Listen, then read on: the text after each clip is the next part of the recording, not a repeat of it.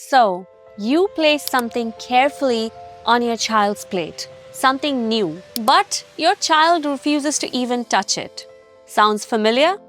Well, you have come to the right place. In this video, we offer you 5 ways to help you broaden your autistic child's food choices. And wait till you hear the last one. It's a bonus hack, and it's something that most parents don't even think of, but it works like magic. So, let's start with our first tip. When your child pushes back at mealtime, it's rarely about the food. It's probably them pushing back against your control. So, soften the resistance. Don't decide for them. Not now, not ever. Try giving them 2 options, and remember, both need to be sensory friendly. When your child feels like they can choose even just a little, they stop fighting the food and they start relaxing. And that is where change begins. But what if your child has picked a food but still refused to eat it? Maybe the food still feels unfamiliar or not safe enough to their body or brain. So, instead of pushing them to take a bite, try taking focus away from the actual eating and onto the experience itself. Encourage them to really explore the food. Touch it, squish it with their fingers, or poke at it with the fork. But there are still times when the anxiety takes over and even touching the food can feel completely overwhelming. Then what to do? Change the whole approach.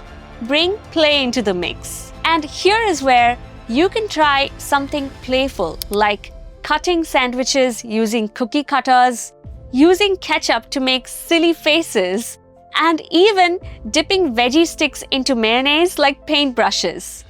This is where you're making food feel enjoyable and familiar. When mealtime turns into playtime, it can help relax your kid and even lower their defenses. Next, let's pause for a second and figure out why they're avoiding a particular food. Most times we think it's about the way the food tastes. But really, oftentimes, it's not about the flavor, but about how the food actually feels. If your child is always reaching for the crunchy snacks, maybe it's a clue that they like the crunchy texture. So if you offer them something soft like a banana, it can be something unfamiliar and even confusing and downright uncomfortable, like a mushy chaos that they are not prepared for. So, instead of branching out to new flavors at once, try easing the transition with foods having textures that they already like. Start with this texture match and then slowly branch out to new flavors. But when pushback hits hard, and trust me, it will, many think that maybe bribing or bargaining with your kid is the easier route. But what actually works is using a calming tone. It can help build a sense of safety for your kid. So imagine when they take even the tiniest step, like touching the food or licking it to see what it tastes like. Use an encouraging gesture and don't reward them with candy or treat. Instead, reward them with access. Try saying something like, I see that you tried that carrot. Okay, take 5 minutes with your favorite game. That kind of reinforcement builds confidence and even connection. Hey, thanks for sticking around for so long. And because you stuck around, here's the bonus tip that I told you about. In these situations, one thing often goes unnoticed. When you're busy focusing on your child to see if they'll try something new, they are actually looking back at you and noticing what you're doing. So if they see you not eating and only see these big reactions, they'll learn to stay away from that food. So instead of pushing them to take a bite, have the food yourself while they look on.